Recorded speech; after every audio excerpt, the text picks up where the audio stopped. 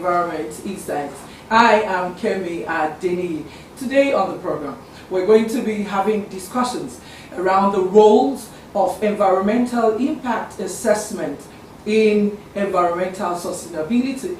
And so to join me in this conversation today, I have with me in the studio Mr. Isaac Ojo. He is the Director of Environmental Assessment Department of the Ondo State Ministry of Environment. Mr. Ojo, it's good to have you here. Thank you.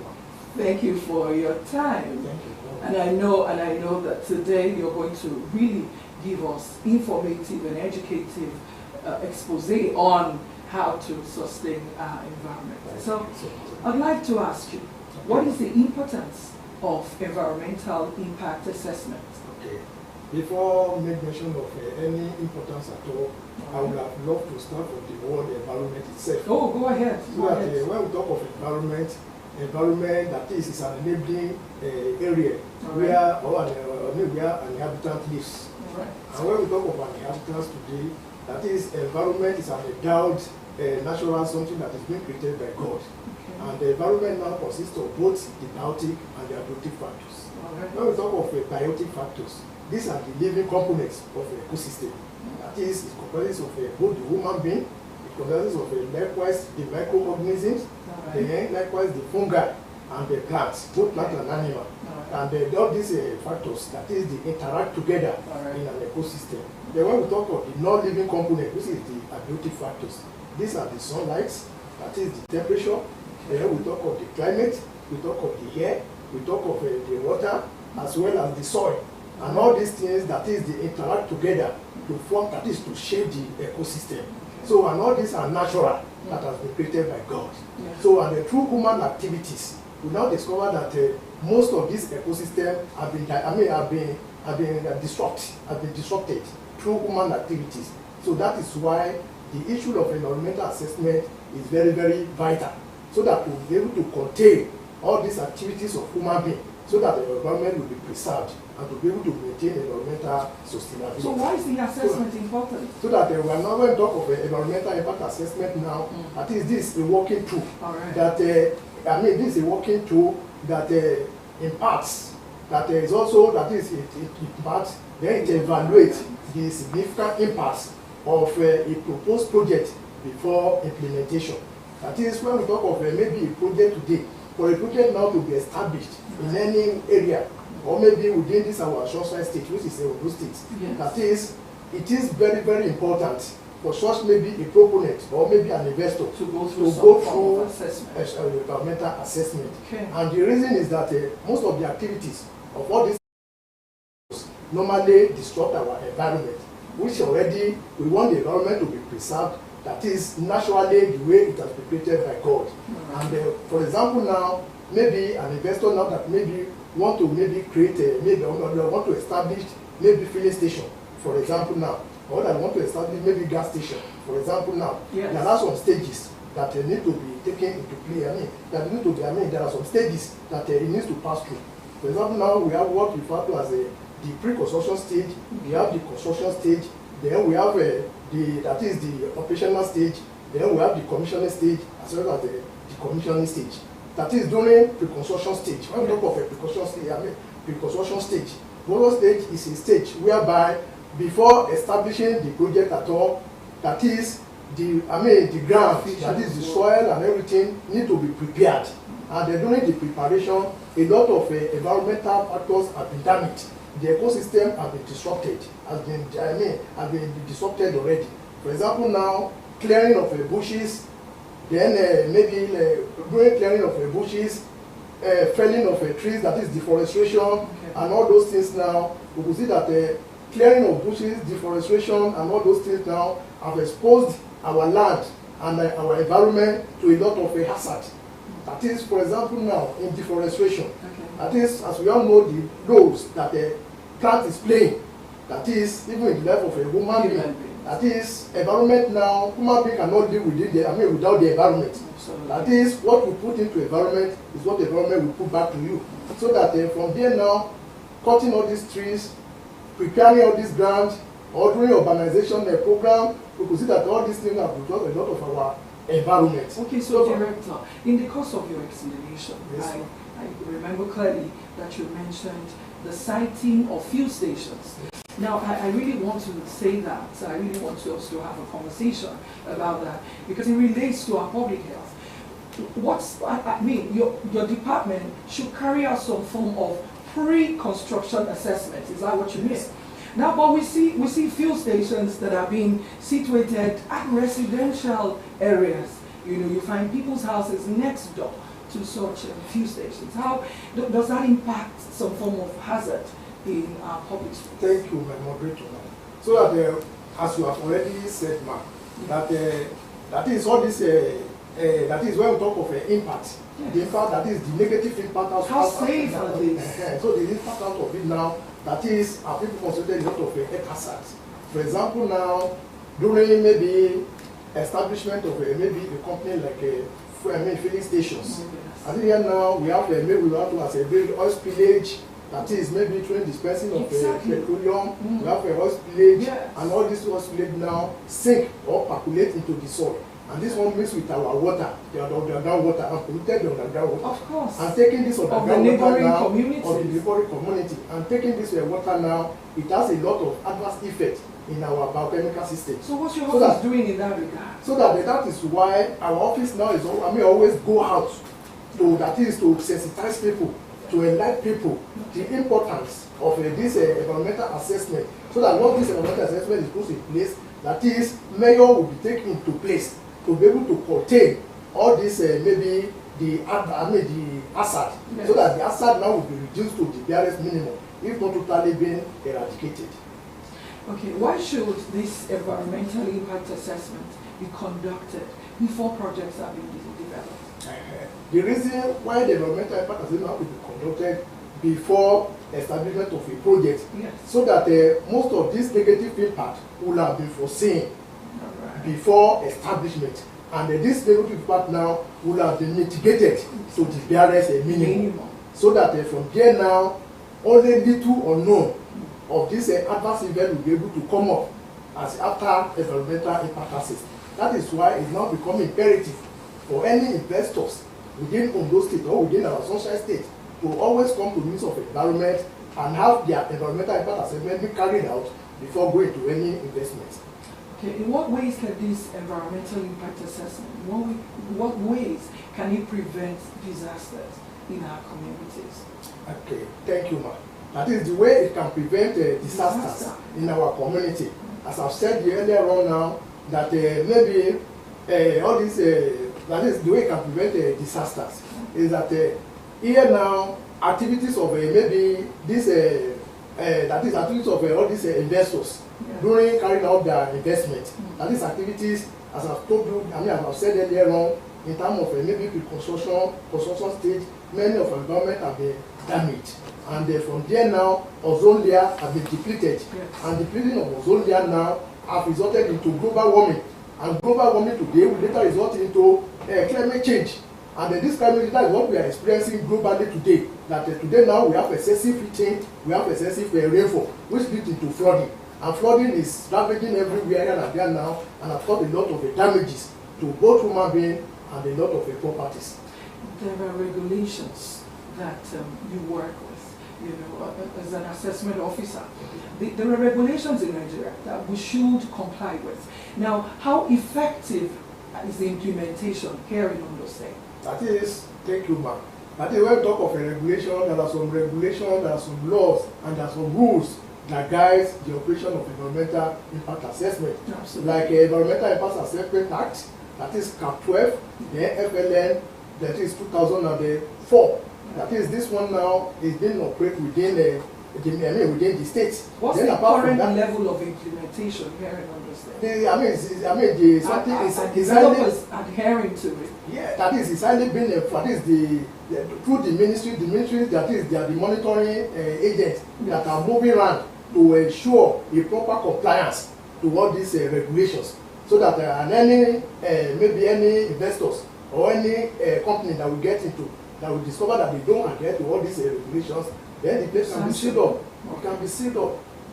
Now, for every work we do, for every job you engage in, there are challenges and I know you must have a bit of them around your department. Yes. Now speak to us about some challenges that you go through in the course of your duty. Okay, that is in the course of our duty, while carrying out an assessment, we now discover that maybe getting there now, at least there are some procedures that normally followed in carrying out environmental assessment. Okay. That is one of this is we have that is we normally go into the community, then we assess the community, that is we assess the area where investment want to be sited.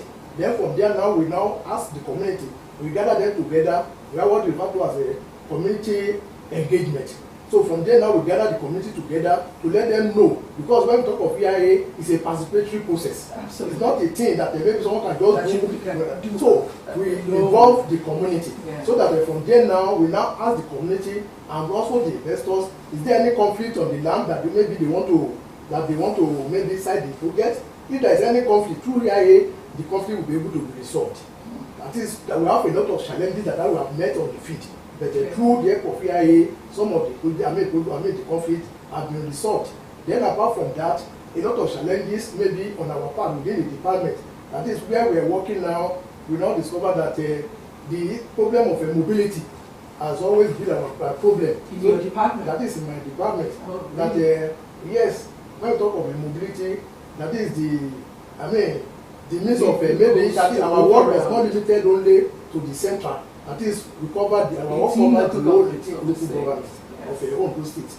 And from there now, going to the south, going to the east, that is the nature and the type of people we are having is not maybe it's not strong enough to be able to carry all the 18 local governments. So, and if maybe the government can point our assistance to be able to provide maybe. I'm very sure that is duly noted by government. I am very sure. Now, we know that there are some form of ways that you communicate with the public.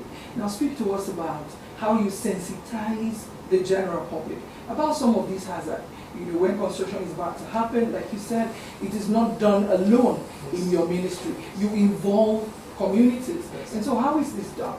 That is, when we gather the community together, that is, as I've said it, that maybe during community engagement, that is, maybe there are some community now that maybe they would not insist that we don't want such a project here. Maybe some that communities, is, for yes. example, in the river end. I'd like you to hold on a moment, Mr. Isaac. I'll be back. Okay. We'll go on a break now. We'll go on a short break now. Okay. When we return, the conversation would continue about environmental impact assessment. Thank you. Stay with us. We'll be right back.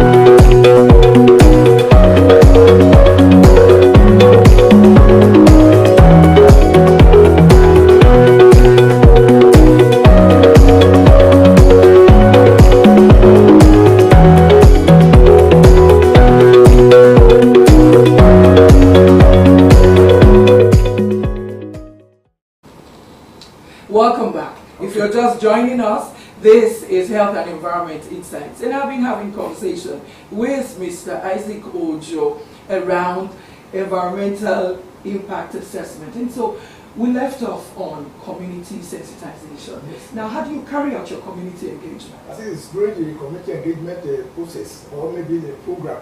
I think we normally gather the community together, and from there now, we let them now realize that there's also a social project is coming to their community. Okay. And from there now, we now discover that some of the community dwellers there, we can now say that, okay, we don't want such a project here, because maybe some of them are exercising a fear, like maybe a project like a gas station now, for example. Right. They might be maybe exercising fear in terms of maybe gas explosion, or maybe in terms of a petrol, maybe in terms of a fire outbreak.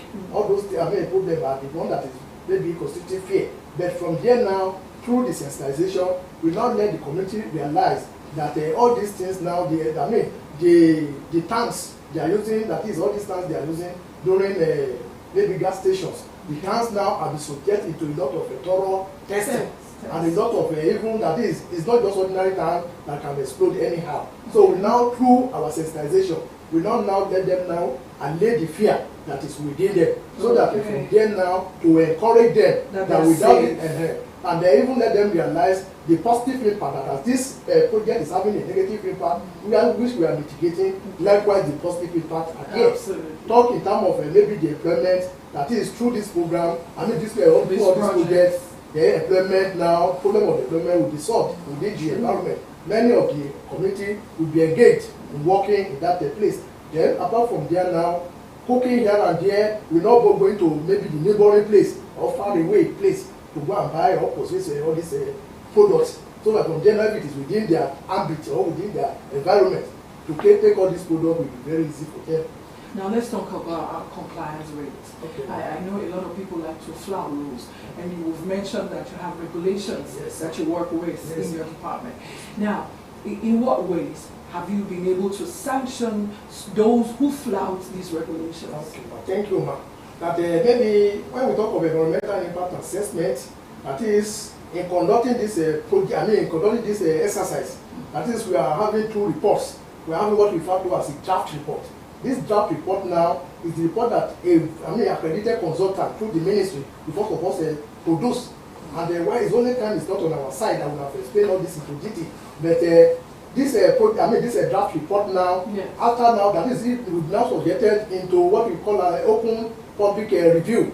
Then after that is whereby a group of experts will be invited. That is to come and have a say into what the consultant have already prepared. Right. Likewise, the committee now will be called upon, then the proponents, so that from there now they will be able to, they want to have a say, as I've said the other one, that is a participatory exercise. Then from there now, after all these things now, then the consultant now will now go and correct all the maybe minor error before final report will come up. And once final report comes up, our final report in environmental impact assessment, we don't play with it at all. We even, that is, we hold this holistically, as Bible is very important to the, to the Christians. Likewise, the final environmental report. So that from there now, after concluding all these things, we don't leave maybe the investors on their own. Maybe we subject to periodic visitation. We need to go there again to monitor whether they comply with what already has been established in form of a law for them, because they have to follow what is within the report holistically. They need to follow it. So we need to monitor them thoroughly. Are they complying with what already we have instructed them to do? And if we see that the level of compliance is very low, then from there now we can sanction them. Even many of the something can be set up. Then and even for their own good, as you have said the other time in terms of health impact. Exactly. That is here now we ensure that even the workers there, that is they kit up on what we call the PPE, that is personal protective equipment. All this equipment is for their own good, so that once they put it on, from there now it will be able to prevent for their safety measure. Then apart from that now, after 2 years, after maybe we've conducted the environmental assessment after 2 years, then something will be subjected into environmental auditing. And this environmental auditing is being carried out by Ondo State Environmental Protection Agency, which is an agency under Ministry of Environment. Right. So that after 2 years, it will subject to environmental auditing. Therefore, environmental auditing, all those things, that is, will be check and balance to ensure that what is already in the report is being complied fully. Okay. Now, I'd like to ask you, okay, do you have enough capacity and resources to enforce EIA requirements? By the special grace of God, as we said the other time, there are laws that checkmates. As I've said, we have a separate law, we have a EIA Act law, then we have a Federal Ministry of Environment laws, and then we have many other even international rules and regulations that is we normally use, that we normally put in place, that is to be able to checkmate the activity of these investors. So that now for the investors that you have mentioned, there should be some form of synergy between your office and these people. Now in Ondo State, we know that For a lot of people, for instance, who are watching, they might not even know how to reach out to your office. They do not know where your office is or what to do about the proposed construction. So in that regard, what are you doing? This is technology. Technology is evolving, and we know that most often now, nobody goes to an office to make inquiries anymore. Are you doing anything in this regard so the public can be enlightened on what to do? Even the question you asked me, I'm very, very happy. Right. Even what we are doing right now is a form of it's a sort of sensitization. Because I know people are watching us now. Yes, so that through through these radios, through these television, so that many people are hearing us now. Yes. As I've said earlier on, that it's now becoming important and imperative on any investor within the Sunshine State, because thank God now for our government have provided an enabling environment for any investors to thrive. At least talk in terms of security. Talk in terms of security. Talk in terms of the way that the states. For development. Yes. So and they were encouraging investors to come the more, so that even as I've said earlier on, that even we ourselves, our work is not in the office. We normally move out. Right. That is why I say that we need a very good vehicle for proper mobility, so that we do go out, then we serve. That is, we go through each and every cranny of the states. Both the central, all the local government, both even in the central, in the north, as well as the south. So that from there now, we now ensure that for adventure we see any investment that maybe he has carried out his investment before, maybe ignorantly. Then we like to let him know that there is what we call environmental impact assessment, that they have to carry this out. So that then now we encourage them. But apart from that now, we do at times go on radio through here. Are you getting it now? And that's why I say that I thank you now for this program now that many people are hearing us. It's another means of sensitization and advocacy to enlighten people and to let people know about our work. Because our work is very, very important. As I said earlier on, that human sustainability today depends on the environment. And without the environment, there is no human being. What you put to the environment is what the environment will go back to you. And we have a lot of disaster today as a result of human activities. As I told you earlier on, in terms of deforestation, in terms of maybe burning of fossil oil, in terms of maybe agricultural, carrying out agricultural farms. So many of our environment have been disrupted, and we want this environment to come back to natural. We want this environment to be sustained. That is why environmental impact assessment is very, very vital, and it's playing a lot of a significant role that cannot be overemphasized. Okay, now let's talk about Nigeria's infrastructure and the future as we're warming up to round off on the program. Okay. Now, what recommendations do you have in such regard? What role should environmental impact assessment play in the infrastructure of Nigeria?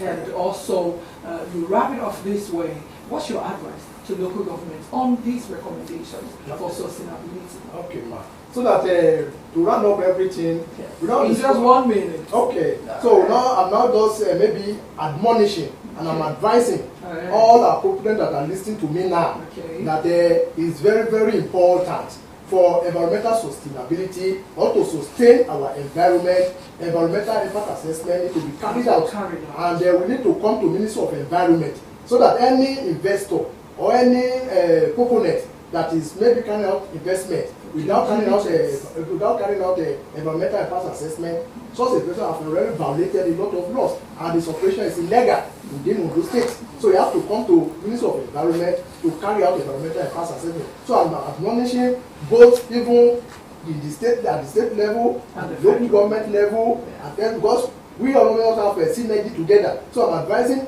all these people, so that anywhere they see any compliance. Thank you very much, Mr. Isaac. So good to have you on the program. Thank you so much indeed. I look forward to having you on another repeat episode someday soon. Thank you. Thank you, on this note, we call it a wrap today. I know I'll see you again next week. Until then, it's bye for now. Thank you, Mom.